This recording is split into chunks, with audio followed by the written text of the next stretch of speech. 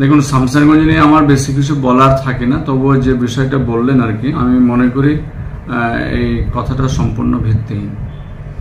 আনারুল হক বিপ্লব কংগ্রেস থেকে তিনি নির্বাচিত হয়েছিলেন। তারপরে আমাদের রাজ্য পার্টির নির্দেশক্রমে আমাদের শামশেরগঞ্জ বিধায়কের সম্মতি নিয়ে তিনাকেও ডাকা হয়েছিল আর কি, কিন্তু তিনি অন্য কাজে ব্যস্ত থাকার জন্য আসতে পারেননি, কিন্তু সম্মতি দিয়েছিলেন। কাজে এই রাজ্য পার্টি, আমাদের শামশেরগঞ্জ বিধায়ক, জঙ্গিপুর সাংগঠনিক জেলা সভাপতি এবং আনারুল হক, এই চারজন একসঙ্গে ফোনে কনফারেন্সে কথা বলার পরে আনারুল হক বিপ্লব জয়েন করেছে। সেটা শামশেরগঞ্জ বিধায়কের কনসেন্ট নেওয়ার পরে।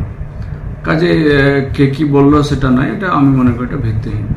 আর বাকি থাকলো যে ভোটের ব্যাপার যেটা বললেন আর কি, সাগরদিঘিতে আমরা আনারুল হক বিপ্লবকে 2019-এ যেমন পার্টি দায়িত্ব দিয়েছিল, 2024-এও পার্টির দায়িত্ব ছিল যে সাগরদিঘিতে ভোট করবে, এবং অবজারভার হিসাবে হোক বা পার্টির কর্মী হিসাবে হোক।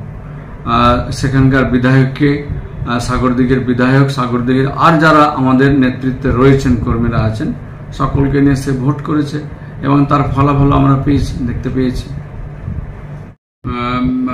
21শে জুলাই 1993 সালে যে রাইটার্স বিল্ডিং অভিযানের ডাক দিয়েছিলেন আমাদের নেত্রী মমতা ব্যানার্জি, তা দেশের মানুষের অধিকার রক্ষা করার জন্য।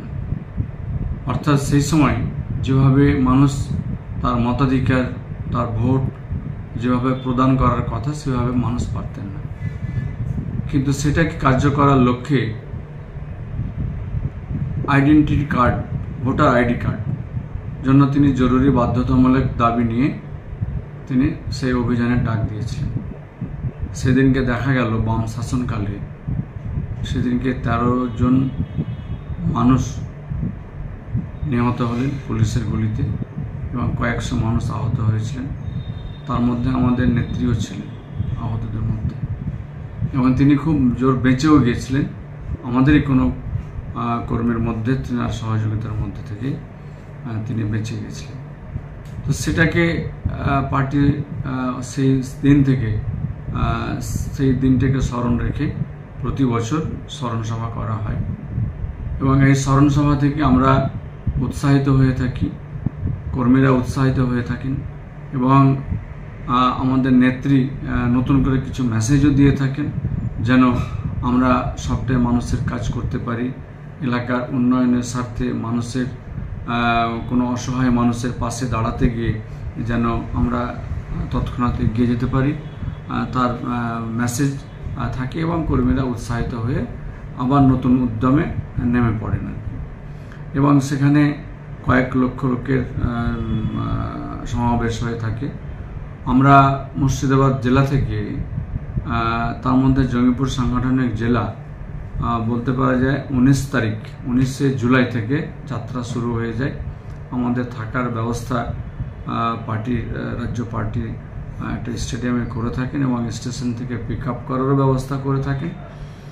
আবার যথারীতি ধর্মতলে আসারও তার ব্যবস্থা হয়ে থাকে। কাজে থাকা খাওয়ার সবটাই ব্যবস্থা রাজ্য পার্টি তা নিজে থেকে করে থাকেন আর কি, এবারও তাই আছে আর কি। তো আমরা মিনিমাম যেন 30,000 মানুষ জঙ্গিপুর সাংগঠনিক জেলা থেকে আমরা 9টি বিধানসভা থেকে পৌঁছতে পারি, তার লক্ষ্যে আমরা এগোচ্ছি আর কি। এটা মিনিমাম বললাম, তার থেকে বেশি হলে আরও আমরা চেষ্টা করছি। আর আমরা ইতিপূর্বে গত পরশুদিনকে আমরা একটা প্রস্তুতি সভা করেছি আমরা জেলার ব্যানারে, এবং প্রত্যেক বিধায়ক তিনারা বুথ ভিত্তিক, অঞ্চল ভিত্তিক তা কর্মসূচি চালু করে দিয়েছেন। কিভাবে 21শে জুলাইয়ের সমাবেশকে সফল করা যায়, কিভাবে 21শে জুলাই মানুষকে সঙ্গে করে নিয়ে যাওয়া যায়, তার প্রস্তুতি শুরু হয়ে গেছে। আমরা নিশ্চিত আগামী 21শে জুলাই